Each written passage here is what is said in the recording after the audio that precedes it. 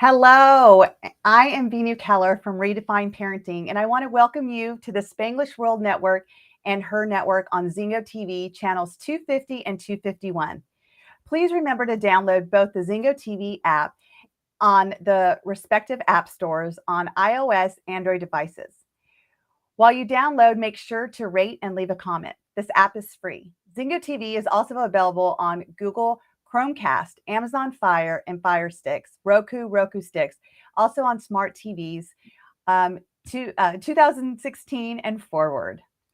I am really excited today to bring one of my personal friends and business coaches for sports here with me because one of the topics that I have found to be so profound right now, and I mean, I'm going to be honest, I have children, 6 kids from 28 years old all the way down to 9-year-old twins.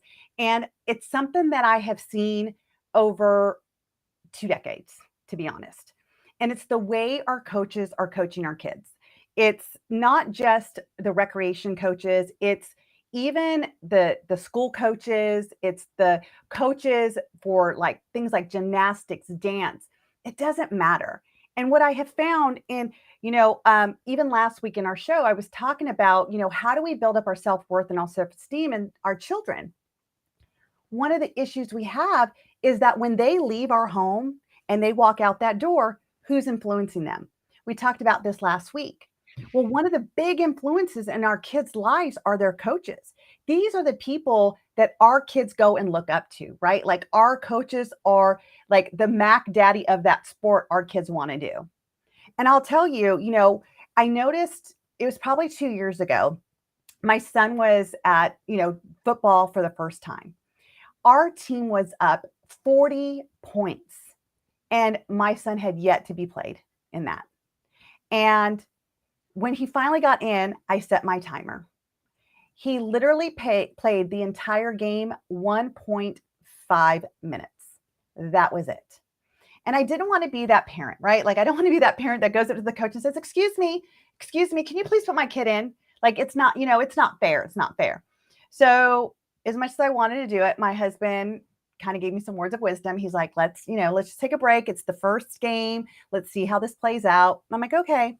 So then what happens the second game? Same thing. We're up so many points and my child's not getting played. And I'm not one of those parents that believe that everybody on the team needs to get a trophy. I don't believe that. I do believe that you're going to have MVPs and they need to be spotlighted, right? We need to be rewarded. And I'm not one of those what we're doing. And with that, we also need to be able to teach the sport. We also need to teach the love of the sport and how to play the game.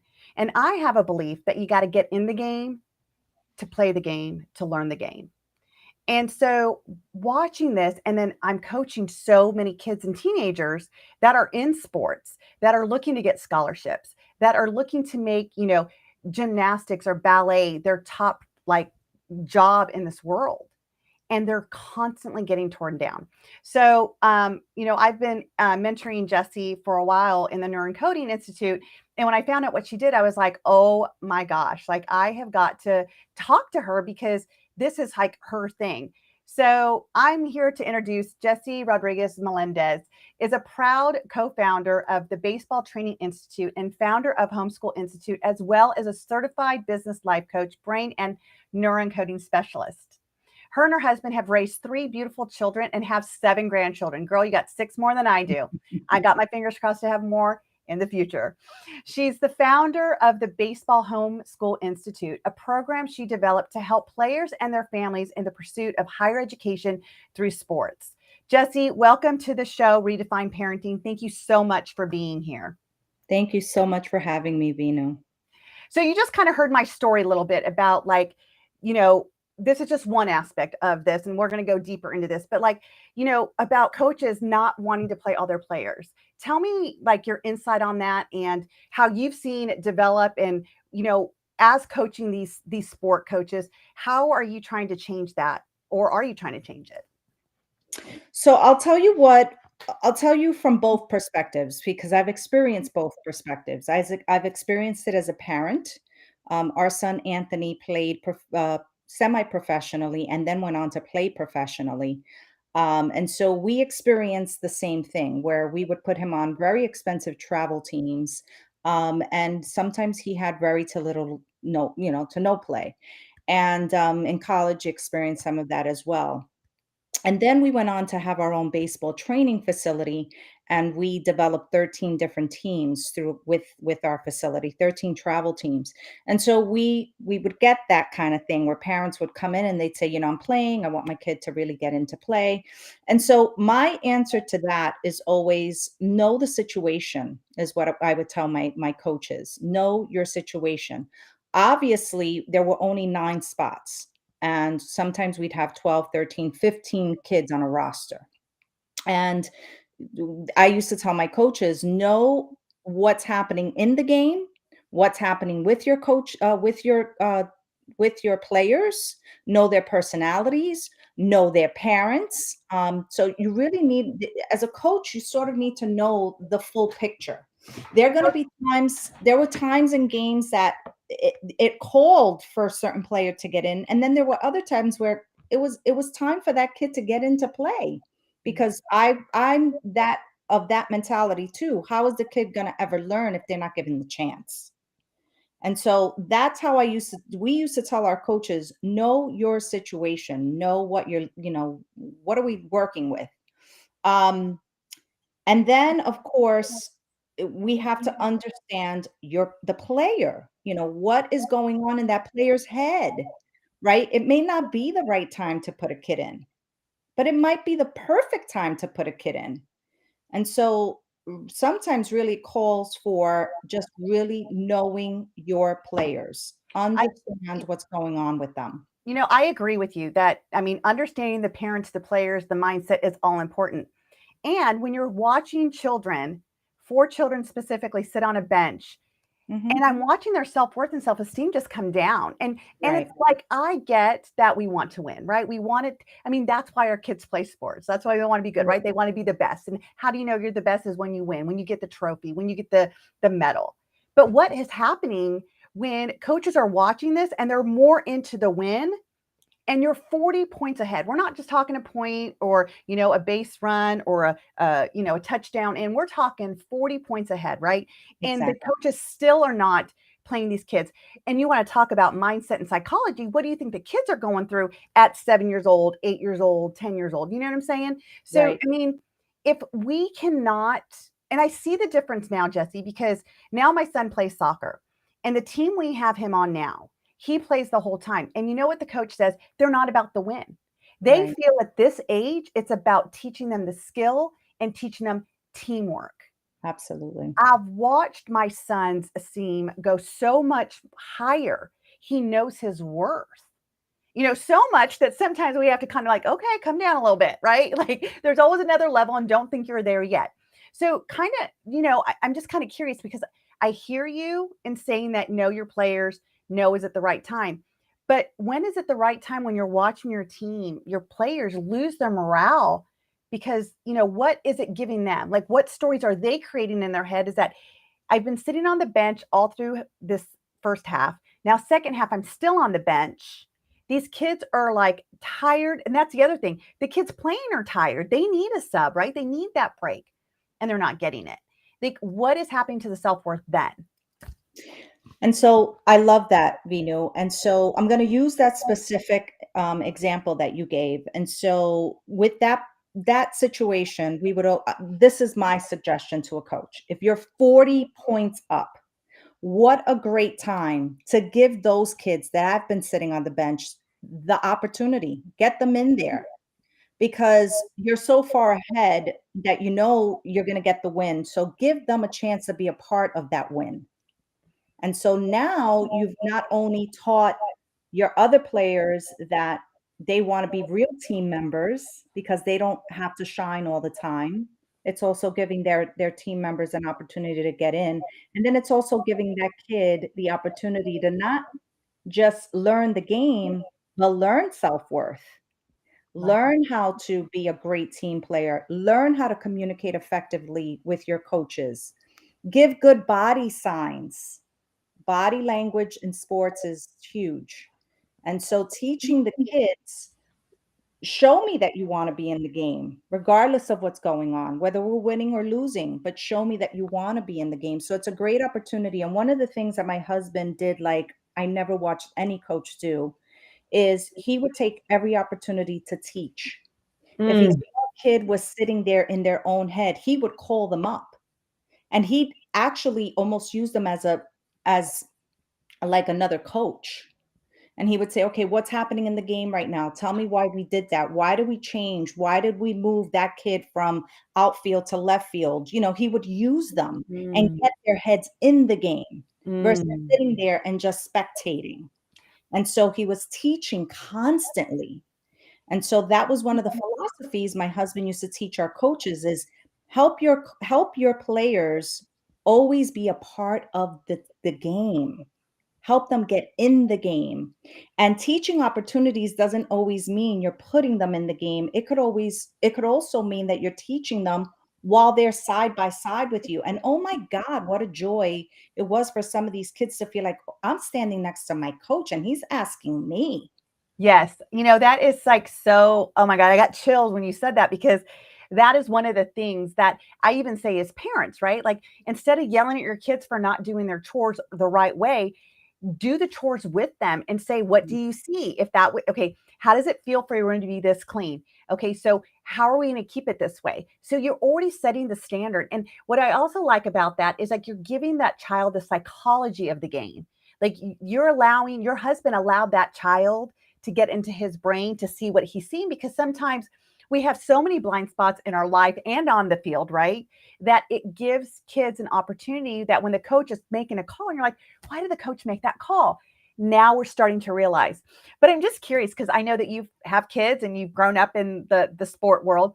How many diamonds in the rough were there? And what I mean by that is like when a coach finally says, okay, I'm going to put you in, that that's that diamond in the rough. Like all of a sudden it's like, what? Where has this person been? I mean, I've seen it in professional NFL, right? Like when we're bringing in those, like the second or third string quarterback, excuse me, I'm not so great on my sports. Mhm.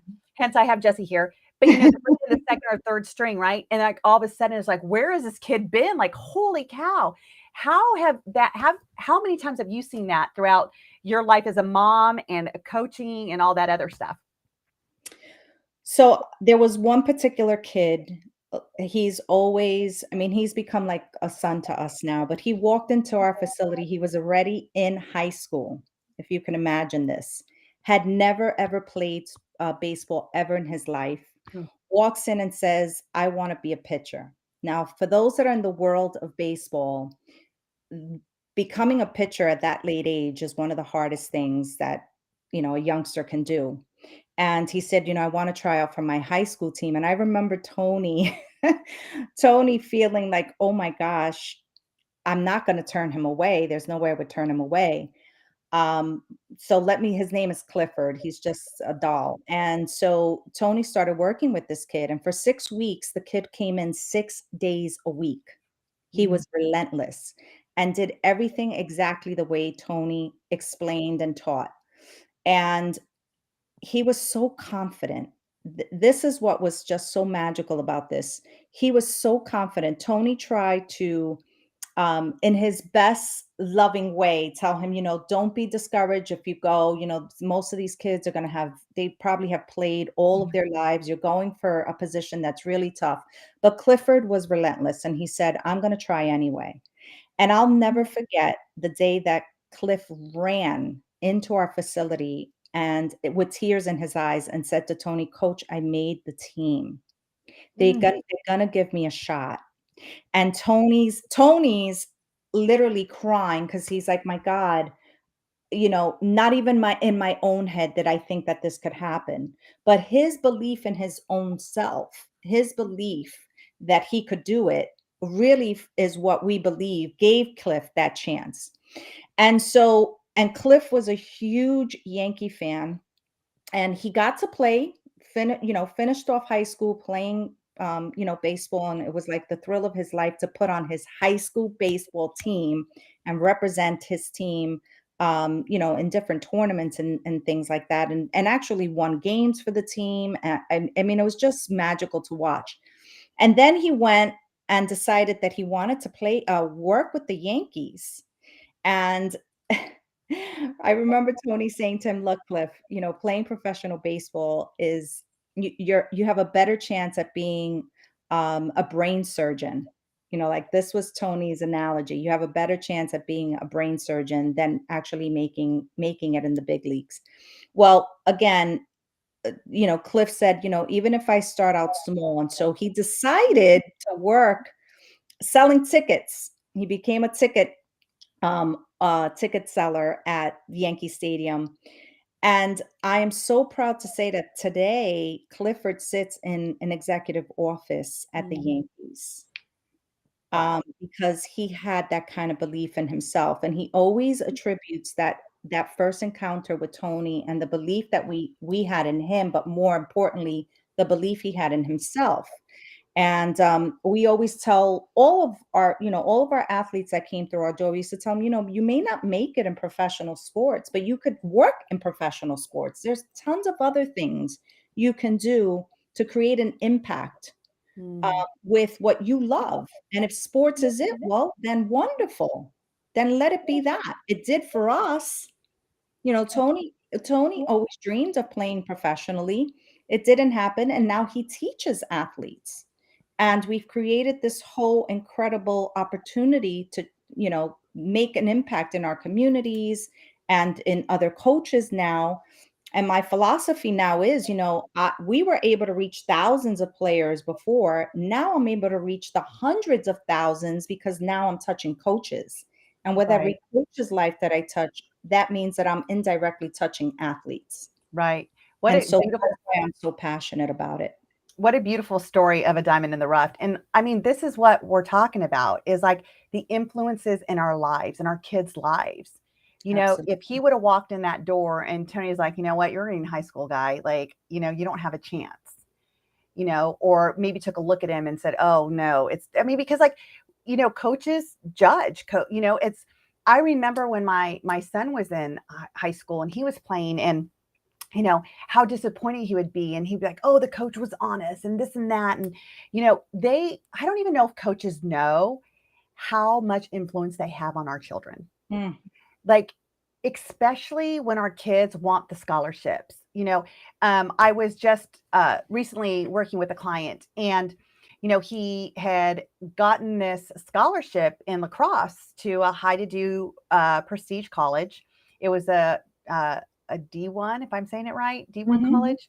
Yep. And I'm getting better. Um, and he went to this like military school, and he didn't like the military school. So he was going back to public school. And dad was so upset because in dad's eyes, he's missing the opportunity to Mm. get even more, the best scholarships and to be the professional lacrosse player that he wants to be and everything. But the kid lost the love of lacrosse. And so when I Mhm. was talking to him, I'm like, so where's the gap? Like, how did you go from loving this since you were, a young teenager to extending it in high school, making it a career, being one of the best in your school, to getting into a military academy, to getting a scholarship? And he's like, I don't even want to go to that college. I'm like, well, where would you want to go? And he's like UNC or Duke or Harvard. And I'm like, okay. And I said, so what would have to happen for you to get there? He's like, you would need a coach to believe in you. And I was Mm. like, I'm sorry, what? He's Mm. like, yeah. He's like, they were all great in recruiting me to that school. He's like, but when you get there, he's like, I personally talked to, Mm. I'm going to make it up, maybe it's Maryland or something like that. He's like, I talked to the Maryland coach, and he was going to talk to my coach. And I'm like, so what happened? He's like, well, he talked to my coach. I'm like, and he's like, exactly. He's like, because my coach didn't even tell me, like, this is what was said. This is what we said about you. You should be hearing from him. There was nothing. He's like, so how do you go forward when you don't have someone to back you up? And when you're Mm. at this level, it needs to be your coaches. And that was a huge concern. That was a huge concern of mine because I, first of all, did not know that that's how recruiting works. And, again, it showed me in that moment how much these kids really look up to their coaches Mhm. and how much the coaches are the backbone for them. what's your take on that as well? And like, I guess what's your take on it, but also like, how are you helping other coaches to see this? Because honestly, I think it's a coach's blind spot. Yeah. And so I'm going to share also what's going on with that. And I think that this is where there's a missing link. So a lot of schools, a lot of organizations, there's a lot of pressure that's actually put on the coaches, right? Mm, Because in order for that school to be able to offer scholarships, they have to prove that they have a winning team, right? They have to go out there and they have to perform. And that's what's happening with a lot of these organizations as well. The coaches are feeling the pressure because they're saying, well, you want me to put a winning team out there. And so I have to look for the best of the best, not realizing that you can create the best. Also, if you've got the talent as a coach, you can mm, create the best. And so you have to, as a coach or as an organization, you have to always put the player or the athlete first. Put them first. Help them give you the best that they can be. Instead of making them feel like I constantly have to compete against everyone else because you consider them the best. mm. Even on their own teams, that's happening. And so I've always looked at it like work with what you've got. If they're on your team and you're giving them the opportunity, well then really help them grow as an athlete. Put the work in. And so that's also part of the problem is that coaches and organizations, they say, well, I get the best of the best, and then that's less work for me. Mm, But Tony was of the mentality, well, give me everybody you don't want and let me make them the best. I love it. And so that's how we built our organization. We would take those that people felt like they're good, they're not great. And then what started to happen was all of those incredible coaches would come look for the kids because they knew that they were prepared. And so there's a lot that's at stake with some of this, but my advice to coaches is work with what you've got and make them the best. Yes. Because you're not just creating a great athlete, you're creating a well-rounded human being then. And it goes back to them feeling like, well, I'm well worth the work. Yeah. No, I totally agree. And again, it's that self-worth, like they're worth it, right? That so you got the worth by, just to kind of backtrack and kind of sum up what we've talked about, like when you see a kid sitting on a bench for so long as a coach, and I'm not here to say all coaches are bad because I'm going to tell you, my kid has some phenomenal coaches. Both my twins have some phenomenal soccer coaches right now. Like they are kind of like a Tony, like they're teaching, right? They're teaching like, I mean, I always see my sons, instead, like, a kid hits it the wrong way. Instead of going, what were you doing? Like, that was so bad. He'd be like, okay, guys, we're just turning it around. Turn it around. We want to scan the field. What are we doing? Like, they ask questions. Because when you ask a kid a Mhm. question, they get an opportunity to scan and find the answer, right? And then they get to feel good about like they know the answer, and I love, love, love how the team really starts to come together and help each other. There, because of the influence of the coaches, the team is also not like, are you kidding me? Did you really kick it that way? Like, we need to kick it that, they're Right. really supporting. And I tell the parents all the time, I'm like, I love the teamwork more than I love making the goals, right? Like, I just love that. And I love that my kids at this age have those coaches that are doing that so they're not just sitting on the bench, right? Like they're rotating them out. They're giving even their weakest link, if you will, the opportunity to get in there and get better. How are they going to get better if they're not in the game with your good players and learning from each other? So Exactly. that's one of the ways that we build the self-worth. Another way is, like Jessy and I were talking about, is like noticing like even the diamonds in the rough, right? Like, if you as a coach can believe in your athlete, imagine what they can do. And it's kind of like what Jessy was saying, that her and her husband, or her husband Tony, would take, he's like, give me the worst players and let me redesign them. And it's a hallucination, but my hallucination is that Tony was going to take these players that were not so great and he was going to believe in them. He was going to see the gifts that each of them possessed, and he was probably going to build on them, because that's where we start to allow our kids to know that you may not be the best hitter, but you may be the best catcher, because we all have that gift. Your agility might be the best, right? We have Right. that gift. And if we take that time as a coach, just like parenting, how much worth are we building in our kids? So this kind of takes me to like the big subject. Like, this is where I want to have that healthy discussion. Again, not to say coaches are all doing it wrong, but if we were going to help coaches out there, because you don't know what you don't know. Mm-hmm. And when you know better, you do better. So I specifically have probably 3 or 4 clients right now that are either into professional dance or in gymnastics. They spend hours. I Mm-hmm. mean, part of the issue with like coaching them is that they don't have a time to be a kid, because they're so focused on the sport or the dance or whatever. Yep. And when I ask all of them, like, this is like a general thing across the board, and I'll say, what is the one thing that you, when you look in the mirror, you say, I wish that that didn't exist? Mm. And they will tell me things related to the gymnastics, to the ballet, to the football, or whatever it is. And I'm like, where do you hear that? From my coach. From my coach. Mm. Their inner language has been from their coach, especially when they got their eye on the prize. Like, they're like, gone through middle school now, they're in high school, they're looking at colleges now, or they've graduated and they want to get into the best dance school in the world, Mm-hmm. and it's like, and you see their work. I mean, I do. And I was like, oh my gosh, she's amazing. And yet she doesn't get in.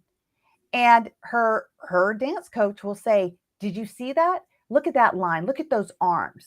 Instead of showing that, okay, your form is great, and seeing Right. what is great about them, and Right. if you want to make it better, do this. And if you want to, be faster, then do this.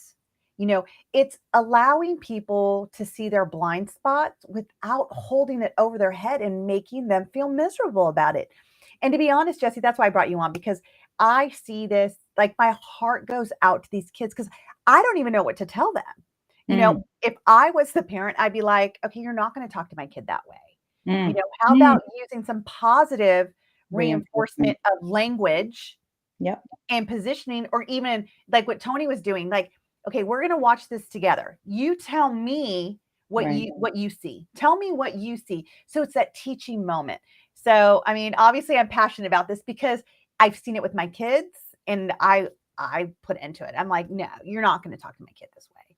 And but I see it with my clients, and I'm kind of at a loss. Like, how do I support them when it's, they don't want to quit because they Right. love it, Right. but it's literally, I had 2 of them that were suicidal. Mm. Suicidal, Mm. because the way they felt that they weren't good enough in this sport, and Mm. everything is on this sport. Mm.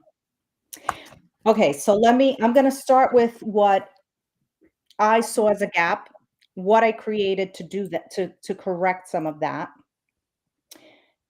and how I involve coaches to do the same. And so when we were running our facility, the biggest thing that I started to notice was our athletes were just burnt. They were burnt out. There was so much on their plate. Obviously, education is huge, and academics should always come first. They had their responsibilities at home with their parents, if they had chores or whatever. They had the responsibility of being a great athlete, training 4, 5, 6 times a week. They were not eating right. They were not sleeping right. And so I said, okay, what can I do as a sports leader, right? Because we have to start asking ourselves our own questions too now. If we want to really call ourselves leaders and mentors, it starts with us. So I see a gap. How do I fix it? What do I do? There's an issue here. And so I created the Baseball Homeschool Institute because of it. I saw that there was such a need for my players, our kids, to start getting what they really needed from us versus us just pulling from them. Mm-hmm.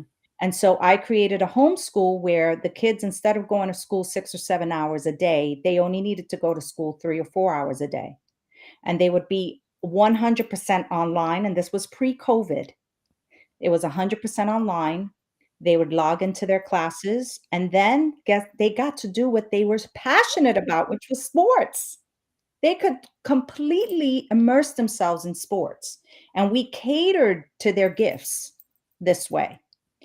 And so I said, okay, I now have to start working with coaches and teaching them not only how to develop their own homeschools, but how to be a great coach in it. Mm. And so the first thing that I started with was language.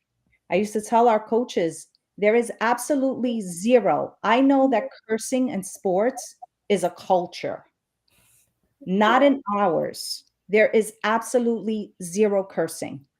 There's no space for it when we're speaking to athletes. I don't feel like there should be. In the music, even the music that we would allow our athletes to listen to, we would tell them, you got to understand everything that goes into your head is a form of preparation. And if Mm. all you're hearing is garbage, then that's how you're prepping. And so we would say zero, zero cursing. There's great ways to communicate with athletes, and cursing doesn't have to be part of it. And so it was not allowed by coaches, parents, or kids ever. And then we started to use that positive reinforcement. How do you communicate with your athletes? um, not just about sports, but about academics. Because in order for us to help them get to the next level, we have to be just as involved in their academics as we are in their sports activities. So Mm-hmm. a lot of the coaches are emphasizing how they want these great athletes, how they want them to be fast, they want them to be agile, they want them to be, buff, they want them to, but they're not giving them the very tools and resources to make them that. Right. And academics was number one. Number two was their sleeping habits. Number three was what are they putting in their bodies? Mm. And then number four is how are you speaking to them?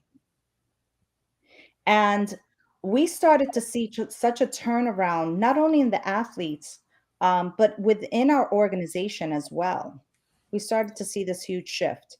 And even the way the parents would communicate to each other, Mm.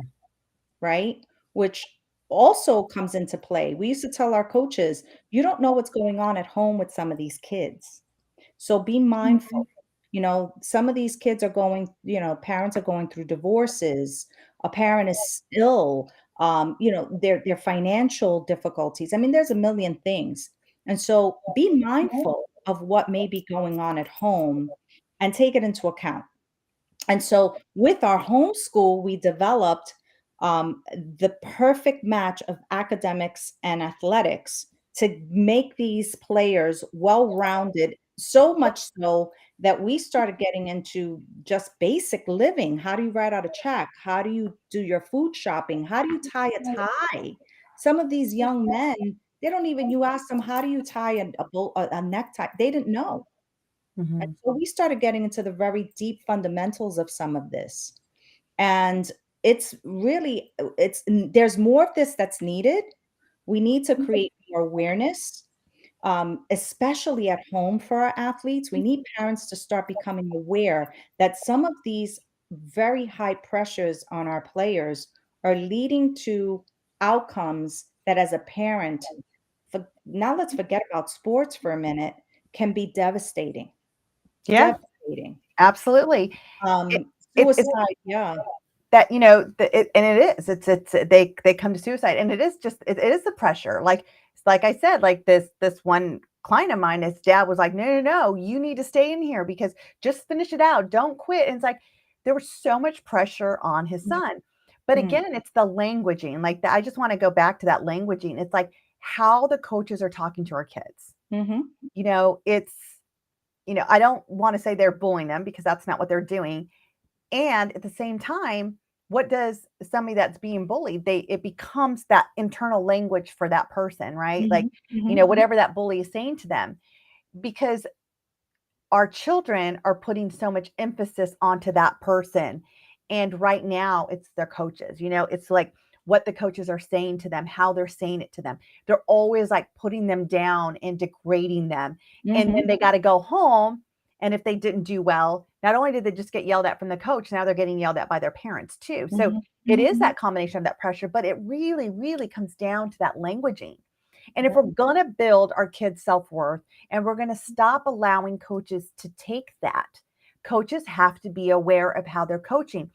I get old school was tell them everything that they're doing wrong, yell at them, make them scared of the consequences that they do better, right? It's the same thing that we do as parents. Mhm. We used to, I mean, because one of my things is shifting from punishment to rewards. Right. And because, when I raised my children, I didn't know better. I did the best I could with what I knew, and I punished and I grounded and I took things away. And that did nothing to their self worth. Right. So when they're getting yelled at from their coaches, in the olden days, that's how they did it. And maybe they got the results they wanted, but at what cost? At what cost is it creating for that child to have that inner language from their coaches? Yeah. Yeah, and I'll also tell you this, as sports leaders, or mentors, we have to always be recognizing when that's happening. So, as an example, Tony was once coaching, in a tournament, and the opposing coach, Tony said, was just horrible, demeaning, cursing, yelling, even got in a kid's face, Mm, and Tony stopped the game. Tony stopped the game, wow. and he said, "I Wow. refuse to continue with this game if this is the way this coach is gonna treat his players, because everything he does is a di is a reflection of who we are as coaches, and it is a reflection on his players as much as my own, because I'm allowing this to continue. And so I will not continue this game unless you go have a conversation with that coach." And Nice. he made the umps go over to the coach and put a stop to it. And so it's things like that, that if we're truly going to call ourselves, leaders within a sport, then we have to at all times lead, at all times, Yes. and do what's best, or try to do what's best. We're not perfect. No one's perfect, but always try to do what's best. And if you've learned a lesson throughout, an experience, share it with your players, because they're learning as much from what you do and how you do it. And so everything, Tony had this philosophy. Everything is a learning experience, whether it's good or bad. Mm. Mhm. Everything, I everything we agree. do, it starts before the game. It starts with how you prepare. It starts, how do you take care of your equipment? Everything is an experience, a learning experience to your players. And so as a coach, you have to be mindful of that. How do you look when you show up at the park or the game? How are you presenting yourself? Are you frazzled? Do you look fearful? Do you everything is a learning experience. And so that in itself is they're learning because they're looking up to you as their leader, as their mentor in life. Yeah. And oftentimes, it's not just the kids, it's their parents too that you're affecting. And Right. so it's so super important that we are mindful of all of it. Um, and sometimes you have to coach parents more than you have to coach the player. Sometimes I would totally agree with that. And if you guys, are watching us on any of the live social media, feel free to comment or ask questions to Jessy or I. I know there's a lot of parents out there that have experienced some of the things that we've been talking about, even coaches. I mean, it's interesting because some coaches want to coach a certain way and they're not allowed to. Mhm. Like they're and I don't get it because I think one of the things that you've opened my eyes up to, Jessy, is you're right. I don't know the backside. I don't know what these coaches have to go through. I don't know the training they have to go through and whatnot. I only do know it from a mom side, or from a kids coach side, right? And Right. what I mean by that, life coach, not sports coach, and hearing what they are going through. And I hope that there's a lot of coaches coming on to listen to this, to say, as much as I'm owning that I don't know the coach's side, please hear and be open to what these kids are saying, how these kids are feeling. Right. Because I would venture to say that a lot of coaches don't know. A lot of these coaches are doing the best that they can. Maybe it's the same thing I was saying last week, is like, put the baggage down of how you were raised and parent through fresh eyes. See your kids through fresh eyes. Be the parent your child needs you to be. It's the same thing with coaching. If your coach that you had in high school didn't make you feel good, didn't help build who you are internally, maybe your skill, but internally you were not feeling so great, put that baggage down and coach through fresh eyes. Mm-hmm. Who did you need to coach you? What did you need to hear from your coach that would have helped you be better? If your kid is saying, I don't want to go to practice, I don't want to go to that team, there's something to look at. Like, what is going on? And Mm-hmm. sometimes, it's not just the coach. Maybe it's the other kids on the team too. But again, Jessy, you were just hitting on something that was really valuable, is like, how are we showing up? We are the role models. Right. The coaches are the role models. And like I was saying, that the team that, my son's playing on now, his coaches are, I can't even tell you, I can't brag about them more. The way that they coach, like, they see their strengths, they compliment them, and they say, okay, now, and they're always like, okay, and so are you scanning, and asking them those questions so they do more teamwork. Right. And what's happening is, we're seeing it as parents in front of our own eyes, is that these kids are more concerned about their team players. They're communicating better.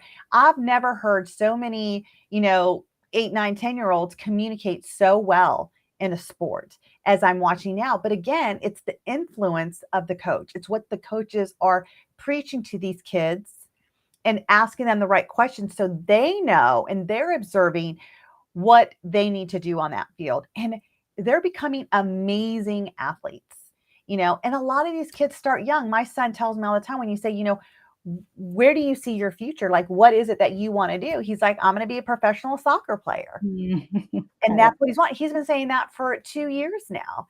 And so we do what we can, right? We do what we can to support him.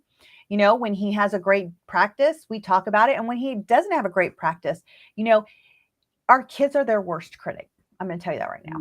Right. There's nothing a coach can say that child already didn't feel. So what if the coaches were there to kind of lift them up and say, you know what?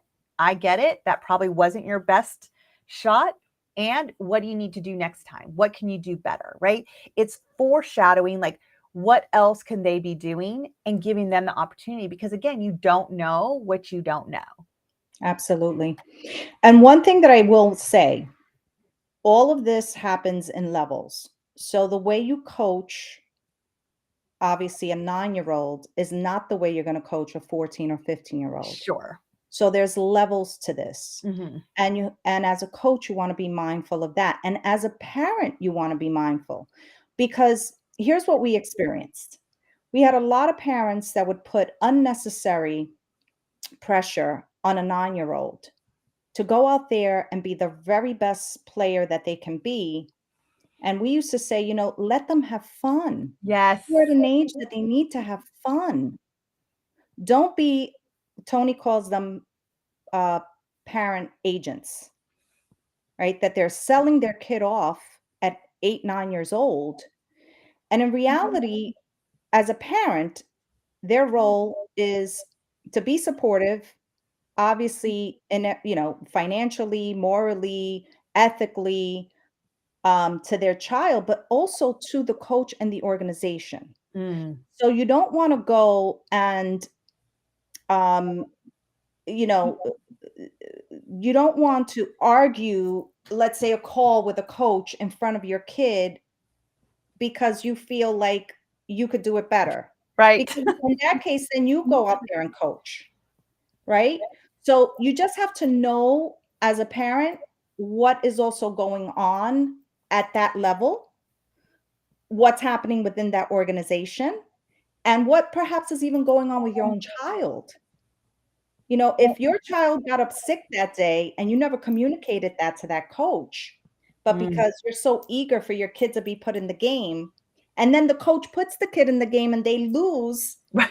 who can you be angry at? Right. And so there's a lot of factors that go into some of this.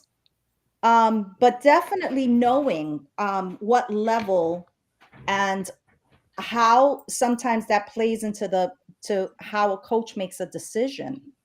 Yeah. I, I, Um, de- I definitely and could see that. You know, I'm laughing because so we always get the same email every week from the coach. It's like the do nots. And of course it's no foul language, right? Because we do need to set the presence, the right, atmosphere for our kids. So no foul language. But it's like, don't coach from the coach, but from that line. Like you're not the coach. And that's we right. don't know. Like it was like my kid was practicing kicking it back to the goalie and then the goalie kicking it out. I'm like, what are they doing? Like, I've never seen this before. What are they doing? What are they doing? And I wanted to say something so bad. And I just had to bite my tongue and like, oh, what did the email say, Veenu? The email says, you're not allowed to coach from the sidelines. And so when we got in the car, I asked him, I'm like, Samuel, why were you guys all kicking it back to your goalie? And he's like, because that's the way our coach taught us that if there's, it's a strategy, mom, is that, our goalie has a great kick. And if we feel we can't get past it, like whatever, you kick it back and then the goalie boots it out. And I was like, oh, I could only imagine if I'm like, what are you doing? And everybody's like looking at Mhm. me going, what? Okay, don't coach from the sideline. And that's a great example why we don't coach from the sideline because we don't know the plays that the coaches are teaching our kids, and it was an opportunity because this is definitely a learning, league that they're on. And the thing is I think at this age, so my son's 9, he's going to be 10. It's this age, and my husband's been telling me this too, because again, I've grown up, my older kids are like, win, win, win. And Mhm. my husband's like, but it's not about the win right now. He's never going to win at the level that we want him to if he doesn't learn at this level how to play the game. Exactly. And it just Exactly. sounds kind of like what you and Tony teach, in your academy and, the coaches that you're training. And so do you guys coaches, sports coaches, correct? And Correct. is it all levels or is it like professional? Is it school coaches? I mean, because I really feel that coaches really need to, again, put down their old baggage. It's not the way that we used to coach. What is going to build self-worth, self-esteem? Because I'm going to tell you what, if you can get those two things in your athlete's going to do a lot better. Well, for starters, I would say coaches need to prepare themselves first. We see too Okay. many coaches that are out there now, and God bless their hearts. You know, there are some coaches that really know what they're talking about. And then we have what we call the YouTube coaches, where they go and they learn a thing or two on YouTube, and then they want to consider themselves professionals. Mm, And so I am here to say, if you're a coach, make sure that you're prepared. Listen, if you're going to go coach little league or a rec team, by all means, go do that. It's wonderful for our communities, and our communities need that. But if you really want to, take on a more professional role as a coach, prepare yourself. Make sure that you understand the game that you're going to be teaching our youngsters. One, because we don't want to have injured athletes. And two, if we're going to get them to the next level, they need to be properly taught. And so that's the first thing. And in doing so, you also need to get yourself, well, one, certified as a coach, and we can help coaches do that. And number two, then you really need to become effective at communication with your players and with your parents. yes. Super, super, super important. And so we have courses that we teach at that as well, how to effectively communicate with your players, with parents, with officials, um, you know, umpires and the sort. Um, and then the next thing would be, if you're really going to be working with athletes, then what level do you want to teach? Because you could be teaching travel ball, which is a whole nother level. You could be teaching um, organization, let's say tournament play. That's another level. You can be teaching just skills and drills and how to actually play a certain game a certain way. So know which level, if you want to be a college coach, if you want to be a high school coach, or if you just want to work with an organization, or perhaps you even want to build your own, right? So know which level you really want to teach. We had the great honor of teaching a lot of different levels. Tony worked with some professional players. He was never in a professional organization, but through our organization, we got to train professionals that then went on to get signed, and they played professionally. And so that's what I mean. Like, know what level you want to teach, know how you want to create an impact. And more importantly, know what kind of coach you really want to be. What kind of Mm, coach, what kind of legacy do you want to leave I love it. for those players so that every player that you impact, you're going to be creating your own legacy through them, and you're going to be leaving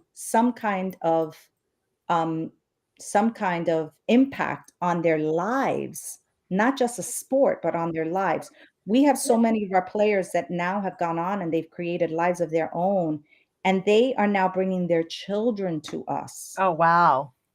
And so it's multi-generational now too. And so it's so incredibly important that you know what type of coach do you want to be. And as a parent, it is your responsibility to make sure that you are choosing the right coaches for your athlete, your child. So we only have a couple more minutes. So I have a question as a parent. Sure. What's the best way to communicate to a coach if you're not if you feel they're bringing your kid down, or not even just your kid, the team down, like they're not coaching in the way that we've been talking about, right? Like, I don't Mhm. want to call it inspirational coaching, but you can't influence if you're judging. And I Right. get that. So I don't want to judge the coach, but like, let's just say there's those coaches out there, right? Like that are just benching these kids or whatever. What's the best way to communicate with that coach to share what you're feeling and to get their mind to be open, not like, oh, it's just another parent. I'm going to keep doing what I'm doing because it works. Just the last, we're almost out of time. So just real quick. I would say do that in a private conversation. Never have your child around. Never have other parents around. A coach will appreciate that.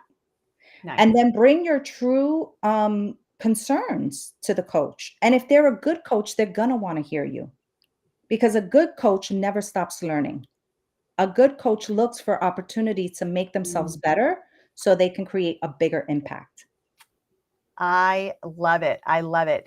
Jessy, thank you so much for sharing yours and your husband's wisdom Yeah. with, and what you're doing. Because, like I said, we get to influence our kids from the time that they're born. But the day they walk out that door for school, it's the day that our influences are not the only ones that surround them in their life. That's And we need to be that guide. It's like we're the coach in our own kids' lives. that's right. So please continue to be curious and not critical. This is another way that we can, as a community, give our kids a childhood they won't have to heal from. Thank you again for tuning in to Redefine Parenting, joining me and Jessy for this last hour. The show can also be heard on Spanglish Radio Network. Check out www.spanglishworld.ca for all the news and programming. Spanglish World, watch it, hear it, read it, download it, and live it. See you next week.